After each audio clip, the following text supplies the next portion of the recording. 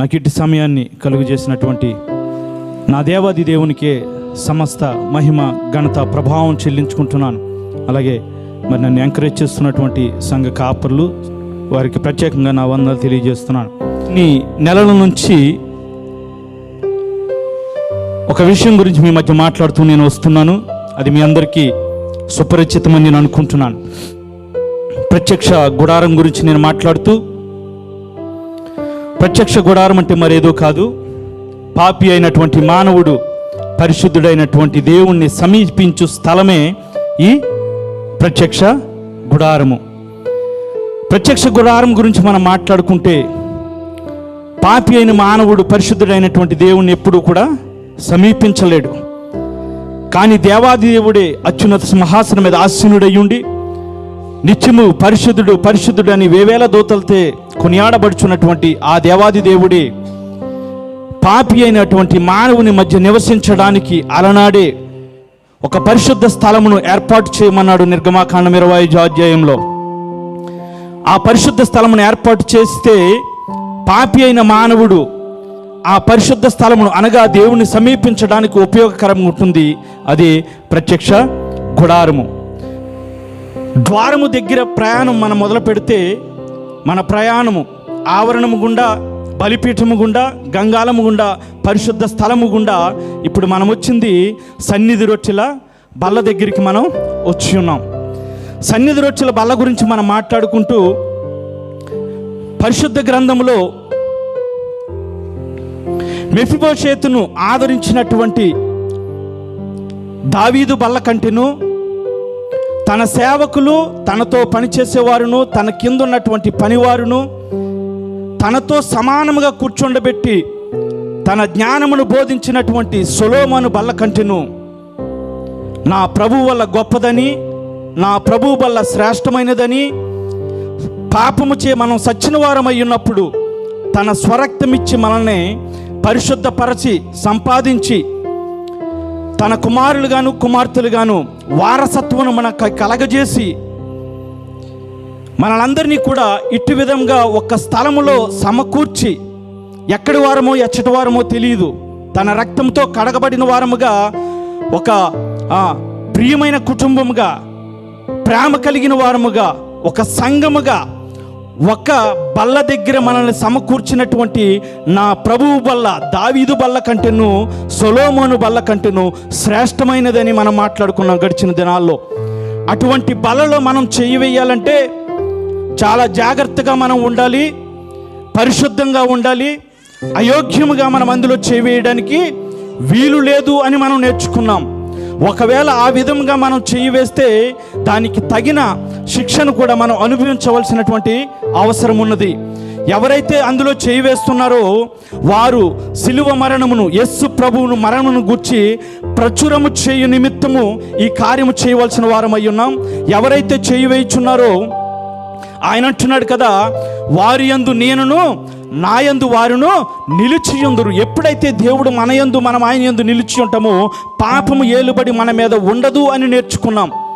ఈ విధంగా మనం మాట్లాడుకున్నప్పుడు కొన్ని ప్రశ్నలు లేవనెత్తాయి. యోగ్యముగా చెయ్యి వేయాలి, నాలో బలహీనత ఉంది, నేను ఎంతకాలం అందులో చెయ్యి వేయకూడదని కొన్ని ప్రశ్నలు బయటకు వచ్చినాయి. నేనంటాను, ప్రభువు బల్ల మనకి ఎప్పుడు కలుసుకున్నా అది క్రమమై ఉన్నది. ప్రభు బల్లలో మనం చెయ్యి వేయవలసిన వారమై ఉన్నాం. కానీ కొన్ని బలహీనతల చేత అందులో చెయ్యి వేయకుండా ఉండడం మంచిదే, కానీ అలాగ నీ బలహీనతలోనే ఉండిపోవడం మంచిది కాదు.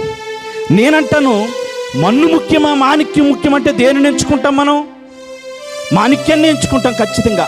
శ్రేష్టమైన దానినే ఎంచుకుంటాం. ఏది శ్రేష్టమో మనకి దానినే ఎంచుకుంటాం. నీవు బలహీనతలో ఉండి, పాపములో ఉండి, ఒకప్పుడు నీవు రక్షించబడి పాపములో ఉండి బలహీనతలో ఉండి నీవు ప్రభు బలలో చేయి వేయకుండా, ప్రభువునందు నీవు నిలువబడకుండా, ప్రభు నీ యందు నిలవడానికి వీలు లేకుండా నీ జీవితం ఉండి మరణమగి ఈ మట్టిలో కలిసిపోవడం కంటే నీ బలహీనతను విడిచిపెట్టి ప్రభు బలలో చేయి వేసి ప్రభువు నీ యందు ప్రభువు జీవించడానికి నీవు ఉపయోగకరంగా ఉంటే నీ జీవితం ధన్యకరంగా ఉంటుంది. హల్లెలూయా. హల్లెలూయా. అంటే ప్రభు బలలో చెయ్యి వేయడానికి నీలో బలహీనతలు ఉంటే ఖచ్చితంగా ఇది శ్రేష్టమైనది కాబట్టి నీ బలహీనతలు విడిచిపెట్టి అందులో నీవు చెయ్యి వేయాలి. నాలో బలహీనతలు ఉన్నాయి కదా, నీవు చెయ్యి వేయకుండా ఎంతకాలం నీవు అట్లాగే జీవించడం వల్ల నీ జీవితానికి ఎటువంటి ఉపయోగము లేదు. ప్రభువు తన కార్యము చేయడానికి కారణము నిన్ను నన్ను రక్షించి తన పరిశుద్ధ స్థలమైనటువంటి తన రాజ్యములో నిన్ను నన్ను తన కుమారులుగా కుమార్తెలుగా నిలవబెట్టాలని తనే ఈ కార్యము చేసి ఉంటే అటువంటి గొప్ప కార్యముని నిర్లక్ష్యం పెట్టి పక్కన పెట్టేస్తే మన జీవితానికి విలువ అనేది ఉండదు. మొట్టమొదటిగా ప్రభు బల్ల గురించి, సన్నిధి రొట్టెల బల్ల గురించి మనం మాట్లాడుకుంటూ, సన్నిధి రొట్టెల బల్ల యేసు ప్రభు వారికి సాదృశ్యమని మనం నేర్చుకున్నాం ఆ దినం. అయితే ఆ దినం సమయం సరిపోక నేను ఆ మిగిలిన సెకండ్ పార్ట్ ఏదైతే నేను మాట్లాడలేదు. సన్నిధి రొట్టెల బల్ల ఒకటి యేసు ప్రభు వారికి సాదృశ్యంగా ఉంటే, రెండవది సహవాసమునకు సాదృశ్యంగా ఉందని నేను మాట్లాడి ఉన్నాను. సహవాసానికి సాదృశ్యంగా ఏముంది, ఎట్లా ఉందని మనం మాట్లాడుకుంటే, అసలు ఈ సన్నిధి రొట్టెల బల్ల గురించి మనం మాట్లాడుకుంటే ఇంతగా సహోదరులు చదివినట్టు లేవికాండం నుంచి 24వ అధ్యాయం, మరొకసారి దానిని చదువుకుందాం. లేవికాండం 24వ అధ్యాయం చదువునా.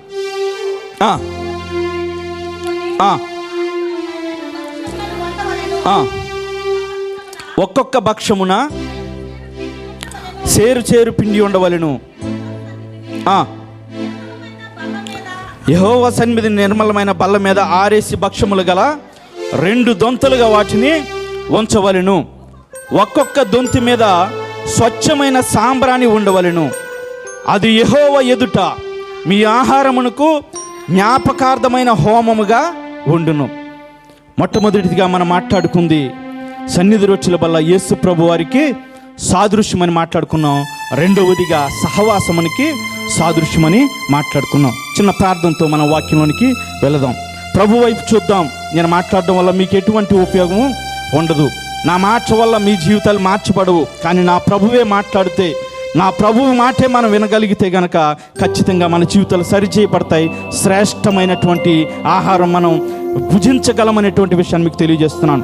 ప్రార్థన చేద్దాం. ప్రభు పాదాలు పట్టుకుందాం. అత్యంత కృపలకు ఆధారభూతుడు, అచ్చిన సింహాసనం మీద ఆసీనుడా, నీ శ్రేష్టమైన నామమునికి లెక్కలేని స్తుతులు స్తోత్రములు చెల్లిస్తున్నాను తండ్రి. నిన్న నేడు నిరంతరం ఏకరీతికున్న దేవానికి స్తోత్రములు. ఈ రాత్రికాల సమయంలో నీ పాద సన్నిధికి మరొకసారి మేము వస్తున్నామయ్యా. ఇంతవరకు తండ్రి పాటల ద్వారా, సాక్ష్యముల ద్వారా, ప్రత్యేక గీతముల ద్వారా మీరు మహిమ పొంది ఉన్నారు. మరి శ్రేష్టమైన సమయానికి మేము వచ్చి నీ పాద సన్నిధికి వస్తున్నాం. నీ వాక్యం మా జీవితాలు సరిచేయును. నీ వాక్యం మా పాదములకు దీపముగాను, అయా మా జీవితంకు వెలుగుగాను ఉన్నది, మా త్రావుకు వెలుగుగా ఉన్నది తండ్రి. నీ వాక్యమే మమ్మల్ని సరిచేయును తండ్రి. నీ వాక్యమే మమ్మల్ని పోషించిన మా రాజానికి స్తోత్రములు తండ్రి. నీ వాక్యం అనే ఖడ్గం మా హృదయంలో నీకు దూసుకొని పోవులాగున, నీ వాక్యం అనే తండ్రి ఖడ్గము ద్వారా మేము హెచ్చరించబడులాగున, నీ వాక్యం అనే తండ్రి ఖడ్గము ద్వారా మేము సరిచేయబడులాగున మీరు కృప చూపించండి అయా. సహాయము దయచేయండి, బలపరచండి. ఇక్కడ తండ్రి ఆవరించున్న ప్రతి దురాత్మ శక్తులు లాయపరచమని అడుగుచున్నాను అయా. నీ పరిశుద్ధాత్మ అభిషేకముతో తండ్రి నన్ను, మమ్మల్ని, ఇక్కడున్న స్థలమును మీరు అభిషేకించుకోమని అడుగుచున్నాను. నేను మాట్లాడడం వల్ల ఎవరికి ఉపయోగం లేదు మహాప్రభు. ఎన్నిక లేదు తండ్రి, ఏ యోగ్యత లేదు మహాప్రభు. నీ నామను ఉచ్చరించడానికి కూడా అర్హత లేనటువంటి వాడను, బలహీనుడును తండ్రి. నీ తరపు నిలబడుచుండగా తండ్రి సహాయము దయచేయండి. నీ మాట నా నోట ఉంచమని అడుగుచున్నాను. మా జీవితాలకు తండ్రి అయా తండ్రి మమ్మల్ని సరి చేయబడిన వారముగా నీ ముందు నిందారహితంగా నిలబడడానికి తండ్రి నీ మాట మాకు ఉపయోగకరంగా ఉంచమని అడుగుచున్నాను తండ్రి. మీరు మాత్రమే మహిమ పొందమని యేసు శ్రేష్టమైన నమ్మకమైన నామములో కొద్ది ప్రార్థన ఎదుర్కొంటున్నాం మా పరమ తండ్రి. ఆమేన్. దేవుని స్తోత్రం. హల్లెలూయా, హల్లెలూయా. మనం చదువుకున్నట్టుగా పరిశుద్ధ స్థలములో 3 వస్తువులు ఉన్నాయి. ఒకటి సన్నిధి రొట్టెల బల్ల. సన్నిధి రొట్టెల బల్ల గురించి మనం గడిచిన దినాల్లో చాలా విషయాలు నేర్చుకున్నాం. రెండో భాగముగా సన్నిధి రొట్టెల బల్ల సహవాసం అని మనం మాట్లాడుకున్నాం. సన్నిధి రొట్టెల బల్ల మీద 6 రొట్టెలు మనకి కనబడుతున్నాయి, 2 దొంతలుగా. 6 రొట్టెలు 2 దొంతలుగా మనకి కనబడుచున్నాయి. మనం మాట్లాడుకుంటే అసలు రొట్టె ఎక్కడి నుంచి వస్తుంది? రొట్టె ఎక్కడి నుంచి వస్తుంది? ఎక్కడి నుంచి వస్తుంది? గోధుమల నుంచి వస్తుంది. గోధుమలు కావాలంటే ఎక్కడికి వెళ్ళాలా? పొలంలోనికి, చేలోకి, ఇంకా మాట్లాడాలంటే గోధుమ చేలోనికి మనం వెళ్దాం. గోధుమ చేలోకి వెళ్తే చాలా చక్కగా పండినటువంటి గోధుమలు మనకి కనిపిస్తున్నాయి. గోధుమ చేలోకి వెళ్తే సరిపోయిందా? దాన్ని ఏం చేయాలా? కొయ్యాలా కదా? అది కూడా చేద్దాం. ఇక్కడ మనం గోధుమలు మనం సరిగా గమనిస్తే, పండినటువంటి గోధుమలు రొట్టిగా మార్చబడాలంటే మొట్టమొదటిగా అవి నేల నుంచి వేరు చేయబడ్డాయి. నేల లేక పొలము లోకమునకు సాదృశ్యంగా ఉంటే, గోధుమలు విశ్వాస జీవితానికి లేక మానవులకు, విశ్వాసులకు సాదృశ్యంగా మనకి కనిపిస్తుంది. ఇక్కడ కొంతమంది పనివారు ఆ గోధుమలను కోసి నేల నుంచి సెపరేట్ చేస్తున్నటువంటి విధానం మనకి కనిపిస్తుంది. తెలుగు పాటల్లో ఒక పాట ఉంటుంది, ఇది కోతకు సమయం, పనివారు తరుణం. ఈ కోత ఎవరు కొయ్యాలంటుంది? సంగమ మౌనము దాల్చకుమా, కోసేటి పనిలోన పాలొందుమా. సంగమ మౌనము దాల్చకుమా, కోసేటి పనిలోన పాలొందుమా. యజమాని ఎదులన్నీ నీవే కదా, యజమాని విధులన్నీ నీవే కదా. ఇది కోతకు సమయం, పనివారి తరుణం, ప్రార్థన చేయుదమా. హల్లెలూయా. ఈ కోత ఎవరు కొయ్యాలి? ఇప్పుడు సంఘం కొయ్యాల. హల్లెలూయా. గోధుమలు విశ్వాసులకు సాదృశ్యమైతే, ఈ కోత పొలములో ఉన్నప్పుడు గోధుమలు నేల నుంచి, అనగా లోకము నుంచి విశ్వాసిని లేక మానవుణ్ణి లోకము నుంచి సెపరేట్ చేసే పని ఎవరిది అంటే సంఘముది. ఎవరిది? సంఘముది. విశ్వాసులుగా మనం చేయవలసిన పని ఏంటంటే, లోకంలో ఉన్నటువంటి అనేక మంది, లోకంలో లోకానికి అంటికిపోయినటువంటి, లోకంతో కలిసిపోయినటువంటి వారిని అనేక మందిని మన మాట ద్వారా, మన ప్రవర్తన ద్వారా, దేవుని వాక్యము ద్వారా, మన సాక్ష్యము ద్వారా, మన జీవితము ద్వారా వారిని ప్రభావితము చేసి లోకము నుంచి వారిని సెపరేట్ చేయాలి. హల్లెలూయా. చాలామంది అనుకుంటారు, ఇప్పుడు కాపురులు ఏం చేస్తారు మరి మేము కోస్తే? కాపురులు ఏం చేస్తారు కదా అనుకుంటున్నారు మీరు చాలామంది కదా. లాస్ట్ గడిచిన దినాల్లో కూడా నేను మాట్లాడాను. కాపరి పని ఏంటంటే, సంఘములో చేర్చబడినటువంటి వారిని కాయడము, మేపడము కాపరి పని అయ్యింది. సంఘములో చేర్చబడినటువంటి విశ్వాసులు, అప్పుడే పుట్టినటువంటి, ఇంకా మాట్లాడుకుంటే గొర్రెలుగా సంఘమును సాదృశ్యంగా మనం మాట్లాడుకుంటే, సంఘము కనవలసిన వారమయ్యి ఉన్నాము. సంఘం ఏం చేయవలసిన వారమై ఉన్నాం? కనవలసిన వారమై ఉన్నాం. అంటే విశ్వాసులు ఆత్మలను కనవలసిన వారమై ఉన్నారు. కాపరులు ఆ ఆత్మలను కాయువారై ఉన్నారు, మేపువారై ఉన్నారు. అప్పుడే పుట్టినటువంటి విశ్వాసి లేక గొర్రెను కాపరి చాలా దగ్గరగా ఉండి చాలా జాగ్రత్తగా కాస్తూ ఉంటాడు. అప్పుడే బాప్తిస్మ సాక్ష్యంలోనికి వచ్చినటువంటి ఆ ఆత్మీయ సహోదరుడు కానీ సహోదరుని కానీ కాపరులు ఆడ ఆత్మీయ జీవితం ఎట్లా ఉంది, ఎక్కడున్నాడు, ఎలా ఉన్నాడు అనేటువంటి బాధ్యత కాపరిది.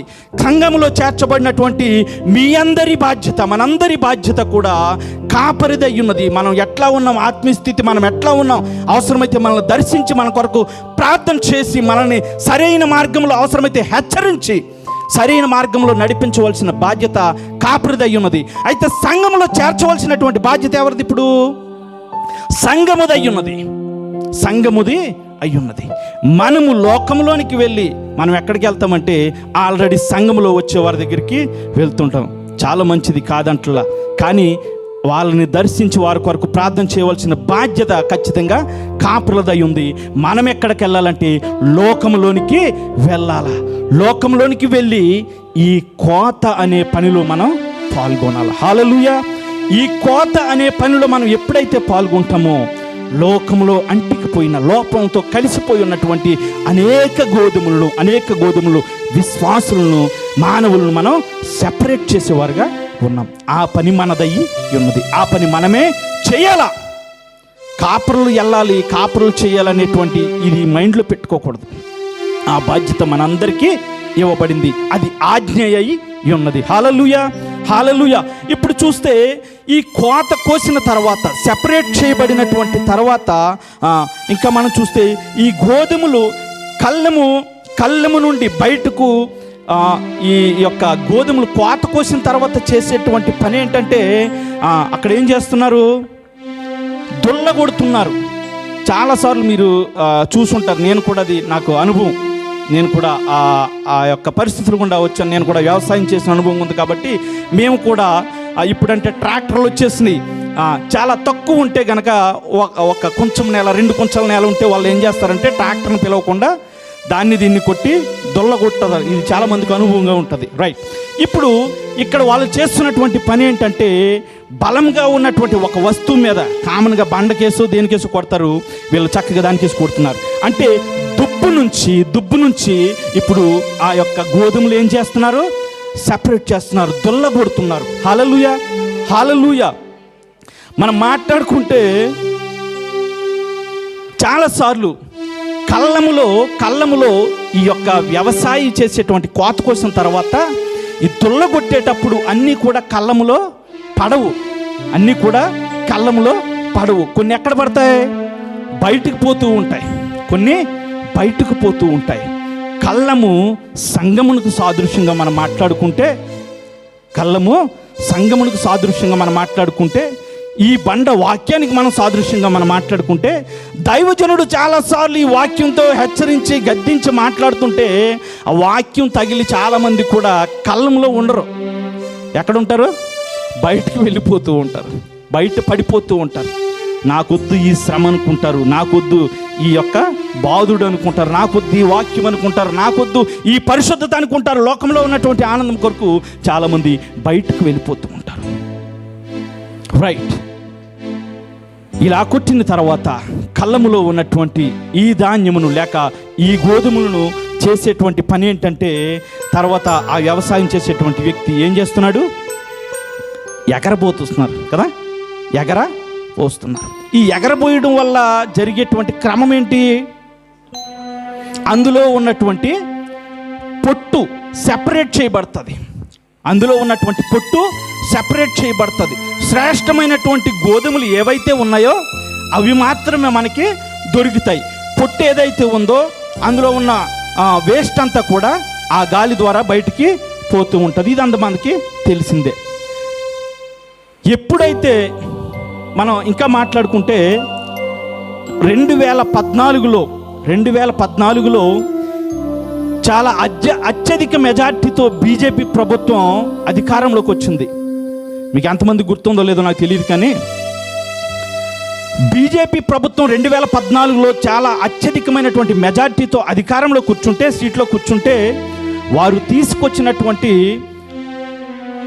ఒక నినాదం లేకపోతే ఒక విషయాన్ని అమల్లోకి తీసుకొచ్చారు. అదేంటంటే ఘర్ వాపసీ అనేది. ఎంతమందికి గుర్తుంది? ఎవరికైనా గుర్తుందా? ఘర్ వాపసీ అనేటువంటి నిదానాన్ని అమల్లోకి తీసుకొచ్చారు బీజేపీ ప్రభుత్వం వాళ్ళు. ఘర్ వాపసీ అనే దాని అర్థం ఏంటంటే తిరిగి ఇంటికి రాని.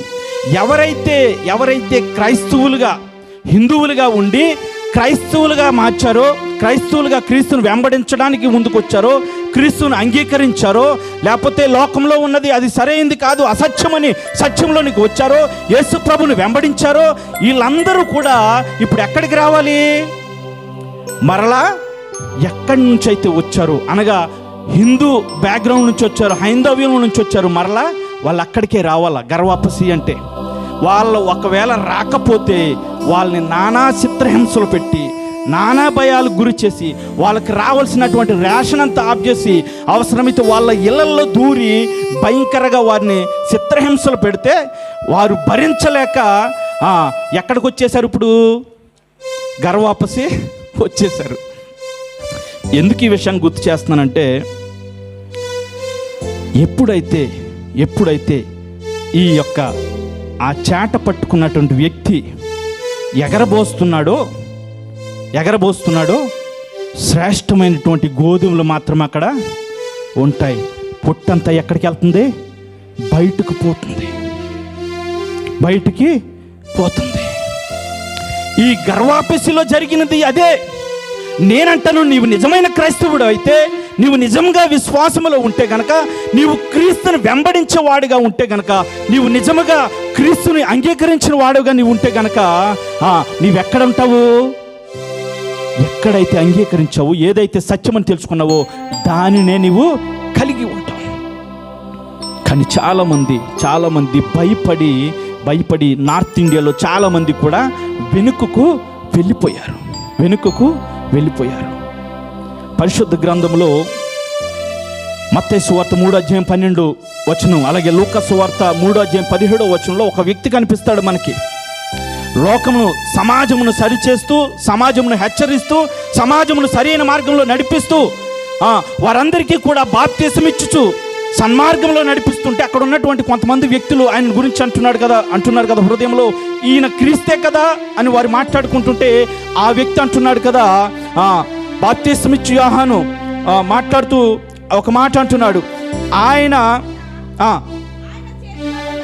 ఆయన చేతిలో ఉన్నది, ఆయన తన కళ్ళమును బాగుగా శుభ్రము చేసి తన కొట్టులో గోధుమలు పోసి ఆరని అగ్నితో పొట్టును కాల్చివేయునంటున్నాడు.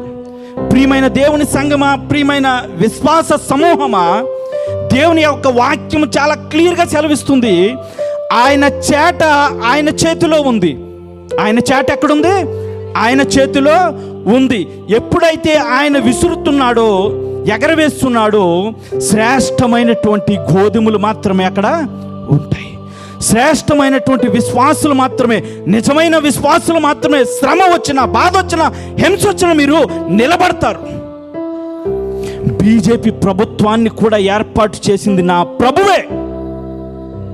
చాలామంది అనుకుంటారు బీజేపీ ప్రభుత్వం వస్తే క్రైస్తవులకి వ్యతిరేకమని.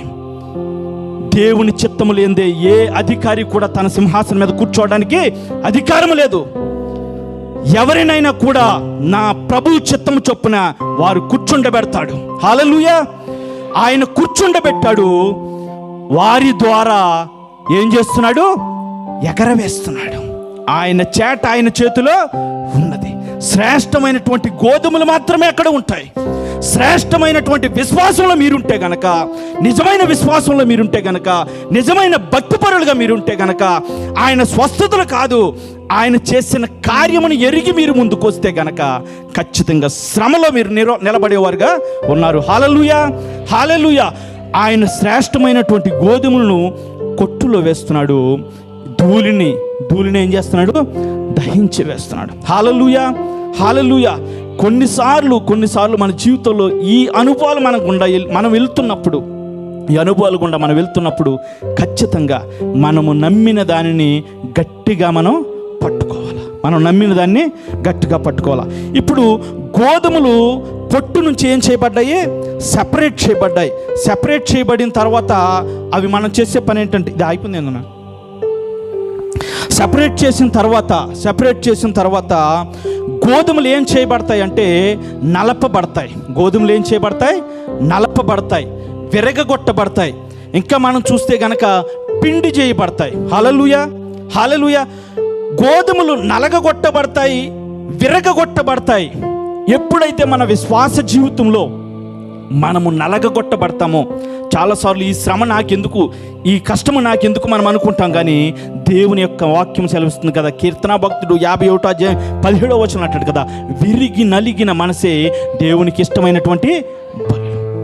ఎవరైతే ఆ స్థితిలో ఉంటారో, చాలాసార్లు శ్రమ వచ్చినప్పుడు, నిందొచ్చినప్పుడు, బాధ వచ్చినప్పుడు, కష్టం వచ్చినప్పుడు మనము తుణికిచలాడిపోయేవారిగా మన జీవితాలు, విశ్వాస జీవితాలు ఉండకూడదు. ఆ స్థితిలో ఉన్నప్పుడు కూడా దేవుని మీద ఆధారపడి ఆయన స్తుతించే స్థితిలో మనం ఉంటే కనుక ఆయన అంటున్నాడు కదా, విరిగి నలిగినటువంటి మనసే దేవునికి ఇష్టమైనటువంటి పరులు. ఎందుకంటే ఆ స్థితిలో ఉన్నవాడు తిరుగుబాటు చేయడు. ఆ స్థితిలో ఉన్నవాడు దేవునికి వ్యతిరేకంగా వెళ్ళడు. ఆ స్థితిలో ఉన్నవాడు సంఘానికి వ్యతిరేకంగా ఉండడు. ఆ స్థితిలో ఉన్నవాడు సంఘ క్రమానికి వ్యతిరేకంగా ఉండడు. దేవుడు ఏ క్రమమైతే చెప్పి ఉన్నాడో, ఏ క్రమమైతే మనకి పెట్టి ఉన్నాడో ఆ క్రమంలోనే దేవుని చిత్తంలోనే ఉంటాడు. కాబట్టి విరిగి నలిగిన వాడి యొక్క హృదయము దేవునికి ఇష్టమైంది. ఆ స్థితిలో మనం ఉన్నప్పుడు దేవుని స్తుతించేవారుగా మనం ఉండాల, భయపడిపోయేవారుగా ఉండటం కాదు. ఇంకా ఇక్కడ చూస్తే ఈ తిరగల కనబడుతుంది. తిరగల ద్వారా ఇప్పుడు ఏం చేయబడుతుంది? పిండి చేయబడుతుంది. ఏం చేయబడుతుంది? పిండి చేయబడుతుంది. నలగగొట్టబడి విరగగొట్టబడి ఇప్పుడు పిండి చేయబడినట్టుగా మనం చూస్తున్నాం. ఇప్పుడు అనేక గోధుమలు ఈ తిరగలలో వేసిన తర్వాత పిండిగా తయారు చేయబడితే గోధుమ రూపం ఉంటుంది. అందులో గోధుమ రూపము ఉండదు, తన రూపాన్ని కోల్పోతుంది. మీరు అనేక గోధుమలకు సాదృశ్యంగా ఉంటే తిరగలలో వేసి పిండి చేయబడితే ఇది నేను, అది నేను అని మీరు ఎవరైనా చెప్పగలరా? ఎవరేంటో కూడా తెలియదు, పిండి చేయబడ్డది కాబట్టి. బాహ్య రూపము, నీ స్థితి, నీ గతి, నీ స్థానము, అది ఏదైనా కూడా నీవు సంఘంలోనికి వచ్చిన తర్వాత నీవు మరిచిపోవాలా. నీవు గేటు బయటే దానిని విడిచిపెట్టి సంఘంలోనికి రావాలా. నీకు ఏ హోదా ఉన్నా కూడా, నీ ఏ స్థానం ఉన్నా కూడా, నీ ఎంత గొప్పదానివైనా కూడా, గొప్పవాడివైనా కూడా సంఘములోనికి చేర్చబడిన తర్వాత నీ స్వరూపాన్ని, నీ రూపాన్ని నీవు కోల్పోవాలా. చాలామంది అనుకోవచ్చు, మరి ఇక్కడ చాలామంది పదవులు ఉన్నాయి కదండి, మరి రాజుబాబు నవ్వుతున్నాడు, చాలామంది పదవులు ఉన్నాయి కదండి, సీనియర్ కాపురంట, అపోస్తులంట, వారసులంట, కాపురులంట, అడ్మినిస్ట్రేటర్ అంట, ఇంకా సంఘ పెద్దలంట. ఇలా మనం ఒకవేళ మీలో ఈ ప్రశ్న లేవనెత్తితే ఎఫెసీయులకు రాసిన పత్రిక 4:12 అంటాడు కదా ఒక చక్కటి మాట, పరిశుద్ధులు సంపూర్ణులగునట్లు క్రీస్తు శరీరము క్షేమాభివృద్ధి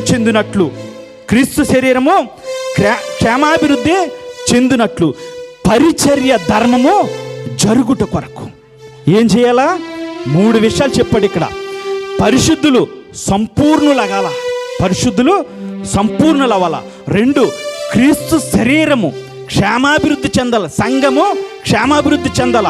3, పరిచర్య ధర్మము. దేవుడు సంఘానికి ఈ పరిచర్య క్రమాన్ని ఏదైతే ఇచ్చాడో అది క్రమంగా జరగడం కొరకే కొందరిని అపోస్తలులు గాను, ప్రవక్తలు గాను, సువార్థికులు గాను, ఉపదేశకులు గాను, కాపురులు గాను నియమించాడు. ఈ క్రమం అంతా సంఘంలో ఉన్నటువంటి కాపురులు కానీ, అపోస్తులు కానీ, వారసులు కానీ, సీనియర్ కాపురులు కానీ, ఇక ఈ కిందున్న స్త్రీల సహవాసం కానీ, యవన సహవాసం కానీ, ఇంకా మీకు అప్పగించిన ఏ పరిచర్యను కూడా ఇది సంఘ క్షేమం కొరకు మాత్రమే ఇవ్వబడింది. మేము అధికారం చలాయించడం మాత్రం కాదు, మీకు సేవ చేయడం కొరకు మాత్రమే. ఒకవేళ బయట ఉన్న అర్హతలు, అధికారము, స్థితి, గతి ఏదున్నా కూడా నీవు బయటే విడిచిపెట్టి నీవు లోపలికి రావాలా. ఒకవేళ నీవు నిజంగా లోపలికి వచ్చి ఇది నేను, అది నేను అని నువ్వు అనుకుంటున్నావంటే గనక నీవింకా పిండిగా మార్చబడలా. నీవింకా కళ్ళములోనికి రాలేదు. మేబీ ఆ కళ్ళముల నుంచి అక్కడే బయటడిపోయేమో నాకు తెలియదు. నలగగొట్టేటప్పుడే నీవు పారిపోయేవేమో నాకు తెలియదు. పిండి చేయబడితే మన స్వరూపాన్ని, మన రూపాన్ని మనం కోల్పోయేవారిగా ఉన్నాం. అందులో మనం గుర్తించడానికి ఏమీ లేదు. సంఘంలో చేర్చబడిన తర్వాత ఇది నేను, అది నేను అనేది ఎవరు కూడా మాట్లాడడానికి లేదు. ఇక్కడ చూస్తే మనలందరినీ కూడా ఒక వ్యక్తి స్థానాన్ని బట్టి దేవుడు ప్రేమించేవాడు కాదు. మనలందరినీ కూడా ఆయన సమానముగా ప్రేమించాడు. మనమందరము కూడా ఆయనకి కుమారులము, కుమార్తెలము, ప్రియమైన వారము. ఒక తండ్రికి 4 బిడ్డలు ఉంటే ఒకరినొక రకంగా ప్రేమిస్తే ఆయన నిజమైన తండ్రి కాదు.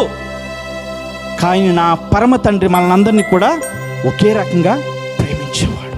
నీ స్థితి గతి సమస్తము కూడా బయట విడిచిపెట్టి లోపలికి వచ్చేటప్పుడు పరిశుద్ధుడైనటువంటి దేవుని నీవు ఆరాధిస్తున్నప్పుడు సమస్తం నేను అనేటువంటి ఆ స్థితి నీలో ఉండకూడదు. దేవుని ఆరాధిస్తున్నటువంటి ఆ భయము తప్ప. హల్లెలూయా, హల్లెలూయా. ఈ పిండిగా మార్చబడిన తర్వాత అది ముద్దగా చేయబడుతుంది. ముద్దగా చేయబడుతుంది. ముద్దగా చేయబడిన తర్వాత దేవుని యొక్క వాక్యం అంటుంది కదా, అందులో కొంచెమైనా కూడా పులిసినది ఉండకూడదు. మన జీవితంలో కొంచెము కూడా పులిసినది అంటే పాపమునకు సాదృశ్యం. మన జీవితంలో కొంచెమైన పాపం ఉన్నా కూడా అది మన సాక్ష్య జీవితాన్నే పాడు చేస్తుంది, మన బ్రతుకునే చెడగొడుతుంది. కొంచెమైనను కూడా పులిసిన జీవితం అపవిత్రమైనటువంటి జీవితము, అది జీవితం మొత్తాన్ని కూడా పాడు చేసేదిగా ఉంది. పులిసిన బోధ దుర్బోధ. ఏం బోధ? దుర్బోధ. పులిసిన బోధ దుర్బోధ. మిమ్మల్ని మెప్పించడానికో, మిమ్మల్ని కవ్వించడానికో, నవ్వించడానికో కాదు ఇది. అది దుర్బోధ. అది సంఘాన్ని పాడు చేస్తుంది. సంఘాన్ని ఏం చేస్తుంది? పాడు చేస్తుంది.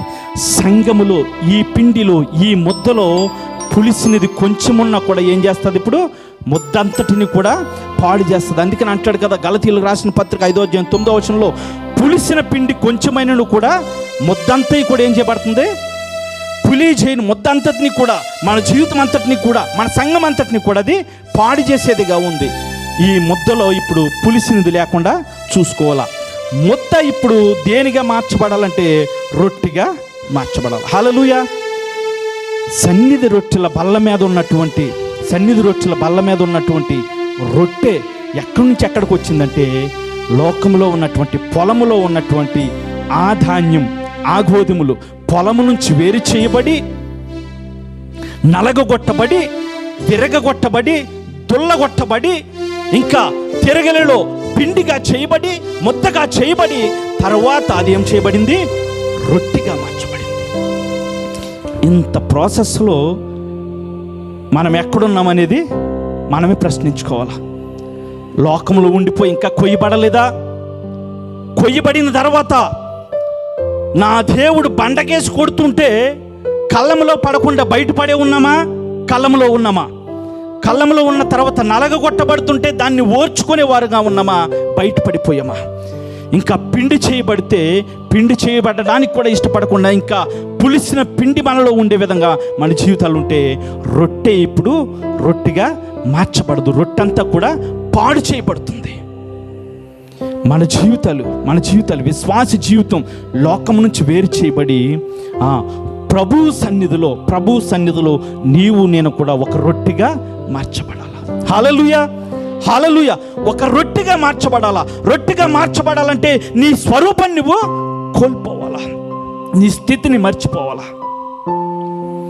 నీ శ్రమలలో, నీ బాధలలో, సమస్తాల్లో కూడా నీవు పారిపోయేవాడిగా ఉండకూడదు.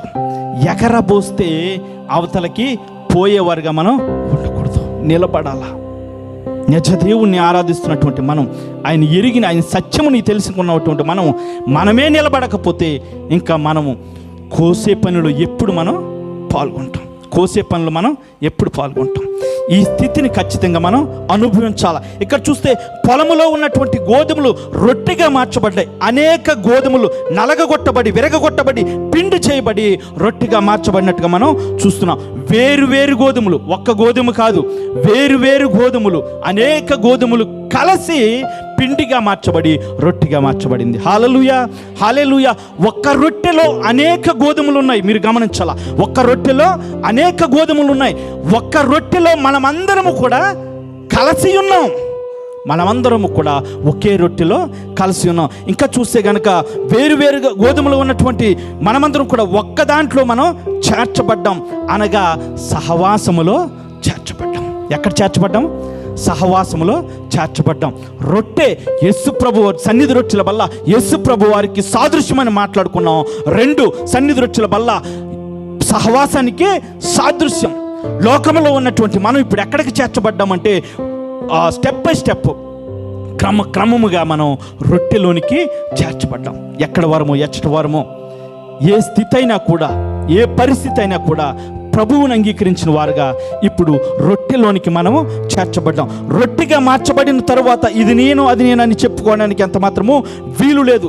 ఇంకా మనం మాట్లాడుకుంటే ఈ రొట్టె నా ప్రభు శరీరానికి సాదృశ్యం, నా ప్రభు శరీరానికి సాదృశ్యం.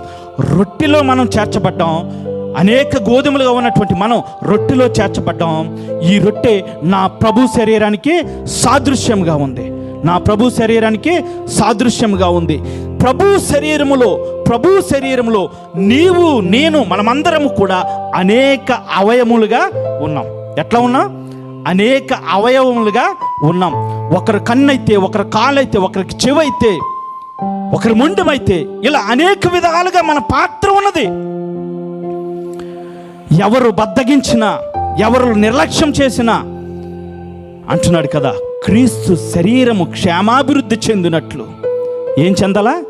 క్షేమాభివృద్ధి చెందినట్లు, పరిచర్య ధర్మము జరుగునట్లు. క్రీస్తు శరీరములో అనేక అవయవాలుగా చేర్చబడినటువంటి మనము మనకివ్వబడినటువంటి పనిలో మనం ఎట్లా ఉంటున్నాం? మనకివ్వబడినటువంటి పనిలో మనం ఎట్లా ఉంటున్నాం? క్రీస్తు శరీరములో అవయవంగా ఉన్నటువంటి మనము ఎవరు కూడా నిర్లక్ష్య స్వభావంగా ఉన్నా, ఎవరు పని చేయకపోయినా, పాటలు పాడేవారు వారు పాడకపోయినా, బండి నడిపించేవారు నడిపించకపోయినా, సౌండ్ సిస్టమ్ వారు పెట్టకపోయినా, మ్యూజిక్ ప్లే చేయకపోయినా, విశ్వాసిగా ఉన్నటువంటి నీవు నీ తోటి వారిని నడిపించకపోయినా కూడా క్రీస్తు శరీరం ఏం చేయబడుతుందో తెలుసా? క్షేమాభివృద్ధి అనేది చెందదు. క్షేమాభివృద్ధి అనేది చెందదు. ఈ రొట్టెలు మనం గమనిస్తే, ఈ రొట్టెలు యాజకునికి ఆహారముగా ఉన్నాయని ఈ యొక్క నిర్గమకాండంలో మనం చూస్తాం. ఈ రొట్టె యాజకుడు మాత్రమే తినాలని మనం నేర్చుకున్నాం. ఈ రొట్టెగా మార్చబడినటువంటి మనము సంఘానికి క్షేమకరంగా ఉండాలి, సంఘానికి మేలుకరంగా ఉండాలి. ఇంకా మనం మాట్లాడుకుంటే సంఘానికి ఉపయోగకరంగా మనం ఉండాలి. మనం లోకము నుండి వేరు చేయబడలేదు, నలగగొట్టబడలేదు, పిండుగా మార్చబడలేదంటే మనం సంఘానికి ఉపయోగకరంగా ఉండలేం, మేలుకరంగా ఉండలేం, క్షేమకరంగా మనం ఉండలేం. ఇంకా మనం ఈ రొట్టెలు మనం జ్ఞాపకం చేసుకుంటే అవి ఒకదాని మీద ఒకటి పేర్చబడ్డాయి. 2 దొంతులుగా 6 రొట్టెలు ఒకదాని మీద ఒకటి పేర్చబడ్డాయి. దానిని మనం సరిగా గమనిస్తే క్రమాన్ని చూపిస్తుంది. ఏం చూపిస్తుంది? క్రమాన్ని చూపిస్తుంది. సంఘముగా చేర్చబడినటువంటి నీకు నాకు మనందరికీ కూడా క్రమం అనేది ఖచ్చితంగా ఉండాలా. క్రమం అనేది ఖచ్చితంగా ఉండాలి. మన క్రమం సన్నిధికి వచ్చేటప్పుడు ఎక్కడ మొదలవుతుందో తెలుసా? చర్చి బండి ఎక్కేటప్పుడు మొదలవుతుంది. మన క్రమం ఎక్కడ మొదలవుతుంది? చర్చి బండి ఎక్కేటప్పుడు మొదలవుతుంది. మరలా మనం బండి దిగేంత వరకు కూడా ఈ క్రమాన్ని మనం అనుసరించాలి సంఘములో. హల్లెలూయా, హల్లెలూయా. నీకు నిజముగా దేవుడంటే గౌరవం ఉంటే, రెస్పెక్ట్ ఉంటే, ప్రేమ ఉంటే, నిర్లక్ష్య స్వభావం అనేది నీలో ఉండదు. దేవుని విషయంలో ఆసక్తి ఉంటుంది, అధికమైన ప్రేమ ఉంటుంది, ఆతురత ఉంటుంది. దేవుని సన్నిధి అంటే ఈ రొట్టెలు మనకి నేర్పించేది క్రమాన్ని నేర్పిస్తున్నాయి. ఇంకా మనం గట్టిగా మాట్లాడుకుంటే ఇవి ఒకదాని మీద ఒకటి పేర్చబడ్డాయి, ఒకదాని మీద ఒకటి పేర్చబడ్డాయి. కిందున్న రొట్టె అది అంటలేదు మిమ్మల్ని అందరినీ కూడా నేను మోయాలా అని. పైన ఉన్న రొట్టె అంటలేదు నేను పైనున్నాను మీకు అధికారినని. యాజకుడు ఒకసారి ఆరిన తర్వాత ఆరిన రొట్టె కింద వేసి మెత్తగా ఉన్న రొట్టె మరలా పైకి చేరుస్తాడు. వాటి క్రమాన్ని మారుస్తూ ఉంటాడు. కొన్నిసార్లు దైవజనులు మన స్థితిగతులు, మన పరిస్థితులను బట్టి, మనకున్నటువంటి తలాంతులను బట్టి కొన్నిసార్లు మన స్థానాలు మారుస్తారు. దానిని బట్టి మనం చెదరిపోయేవారుగా ఉండకూడదు, ఓర్చుకునేవారుగా ఉండాలి, భరించేవారుగా ఉండాలి. ఏదైనా వస్తే చాలాసార్లు సనుగేసుకుని సంఘాన్ని కూడా విడిచిపెట్టి వెళ్ళిపోతూ ఉంటాం. ఈ స్థితి ప్రభు బలలో ఉన్నటువంటి రొట్టెగా మార్చబడినటువంటి నీకు నాకు కూడా ఉండకూడదు. హల్లెలూయా, హల్లెలూయా. నేను ముగింపుకు వస్తున్నాను. ఈ రొట్టెల మధ్యన ఒకటి ఉంచబడింది. ఏంటి? సాంబ్రాణి. ఇందాక చదువుకున్న లేవికాండంలో సాంబ్రాణి ఉంచబడింది. శ్రేష్టమైన సాంబ్రాణి అందులో వేస్తే ఆ రొట్టెలు మధ్యకు కానీ రొట్టెల దగ్గరికి కానీ క్రిములు చేరకుండా అది కాపాడుతుంది అని మనకి తెలుసు. సాంబ్రాణి మన సాక్ష్య జీవితానికి సాదృశ్యంగా ఉంది. ఎప్పుడైతే మన సాక్ష్యాన్ని మనం కాపాడుకుంటున్నామో మన జీవితం అనేక మందికి మేలుకరంగా ఉంటుంది. ఎప్పుడైతే మన సాక్ష్యాన్ని మనం కాపాడుకుంటున్నామో పరిశుద్ధతలో మనం ఉండగలం. ప్రతిదానికి మనం పడిపోయేవారుగాను, కుమిలిపోయేవారుగాను, ఒరిగిపోయేవారుగాను, చిన్న చిన్న విషయాల్లో మనం దానికే పడిపోతుంటాం. దేవుని యొక్క వాక్యం సెలవిస్తుంది కదా, మన సాక్ష్యము దేవుని యొక్క వాక్యంలో ఉంటుంది కదా, సువాసన కలిగి ఉండాల. హల్లెలూయా. ఇంకా ఈ బల్లను మీరు గమనిస్తే ఇటు 2 రింగులు కనిపిస్తున్నాయి, అటు 2 రింగులు ఉంటున్నాయి. ఈ 2 రింగులు, ఈ 4 రింగులు అటు ఇటు కలిపి 2 కర్రలు అందులో పెట్టి ఈ బల్లను మోసుకొని పోతారు. ఎక్కడికి ఈ ప్రత్యక్ష గుడారం షిఫ్ట్ చేస్తారో, మార్చబడతాదో అప్పుడు ఈ రెండిట్లో కూడా 2 కర్రలు పెట్టి, అటు ఒక కర్ర ఇటు ఒక కర్ర పెట్టి దీనిని మోసుకొని పోతారు. సహవాసానికి సాదృశ్యంగా ఉన్నటువంటి ఈ బల్ల ప్రియమైన సంగమ, నా ప్రియమైన తల్లి, తండ్రి, అన్న, చెల్లి, తమ్ముడు, సహవాసంలో చేర్చబడటం గొప్ప కాదు. చేర్చబడిన తర్వాత దీనిని కొనసాగించాలా. ఏం చేయాలా? కొనసాగించాలా. మధ్యలో విడిచిపెట్టేయడం కాదు, మధ్యలో ఆపేయడం కాదు. దానివల్ల క్షేమం అనేది కాదు. అది క్రమము కాదు, అది దేవుని చిత్తము కాదు, ఆయన ఇష్టము కాదు. ఆయన విలువ పెట్టి కొనబడిన వారం. మనం విలువ పెట్టి కొనబడిన వారమైతే ఆయన సన్నిధిలో రొట్టెగా మార్చబడినప్పుడు సంఘానికి నీవు మేలుకరంగా ఉండాలి, సంఘానికి నీవు క్షేమకరంగా ఉండాలి, సంఘానికి నీవు ప్రయోజనకరంగా ఉండాలి, ఉపయోగకరంగా ఉండాలి. సంఘానికి చాలామంది మేకుల్లా ఉంటారు. పరిచర్యలో ఏదైనా ఇబ్బంది కలిగితే అది ఉన్న నలుగురిని, వారితో పాటు ఉన్న వారు మాత్రమే కాదు, వారితో ఉన్న సహవాసం అంతటిని కూడా చెడగొట్టేవారుగా ఉంటారు.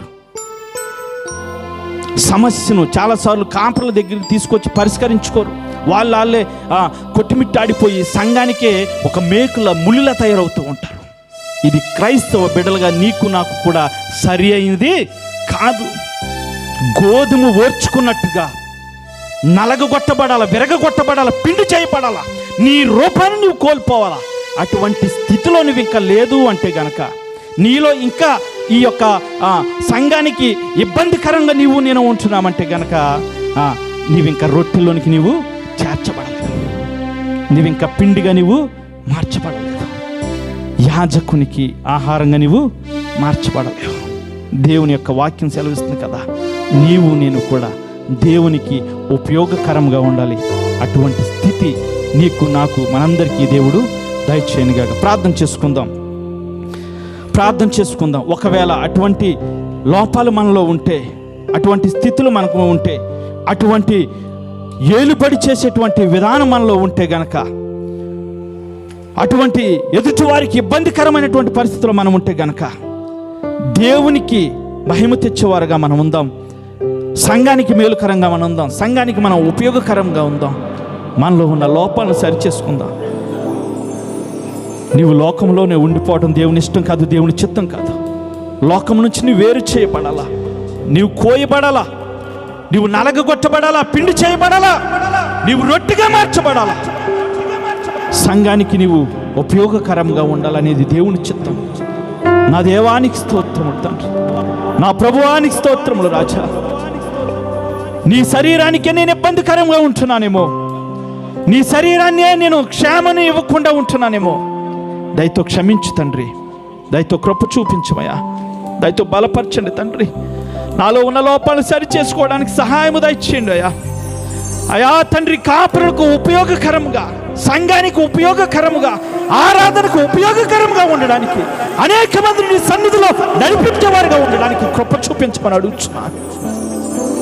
నాలో ఉన్న లోపాలని తీసివేయండి, నాలో ఉన్న బద్ధకాన్ని తీసివేయండి, నాలో ఉన్న నిర్లక్ష్యాన్ని తీసివేయండి. ఓర్చుకునేటువంటి స్థితిని నాకు దయచేయండి, భరించే స్థితిని నాకు దయచేయండి, బలపరచండి మహాప్రభు. నీకు ఇష్టమైనటువంటి బిడ్డగా మేము ఉండాలా, నీకు ఇష్టమైనటువంటి కుమారుడిగా కుమార్తెగా ఉండాలా. మా జీవితాలు గడిచిపోతున్నాయి, మా సమయం గడిచిపోతుంది తండ్రి. మా జీవితాల్లో తండ్రి ఈ స్థితి మేము కోల్పోతున్నామేమో. మీరు కృప చూపించండి, బలపరచండి, ఆదరించండి. నీ సన్నిధిలో తండ్రి సిగ్గుపడనక్కర్లేనటువంటి పనివారిగా మమ్మల్ని ఉంచమని అడుగుతున్నాం. మీరు మాత్రమే మహిమ పొందమని. ఎన్నిక లేదు మహాప్రభు, ఏ యోగ్యత లేదు. నీ సన్నిధిలో నిలబడి మాట్లాడడానికి మీరు కృప చూపాలి. వెత్తబడినటువంటి వాక్యం వృధా కాకుండా మా జీవితాల్లో అయా తండ్రి అది ఫలింపు చేయమని మీరు మాత్రం మహిమ పొందమని యేసు నామములో కొద్ది ప్రార్థన పెట్టుకుంటున్నాం మా పరమ తండ్రి. అందరికీ వందనాలు.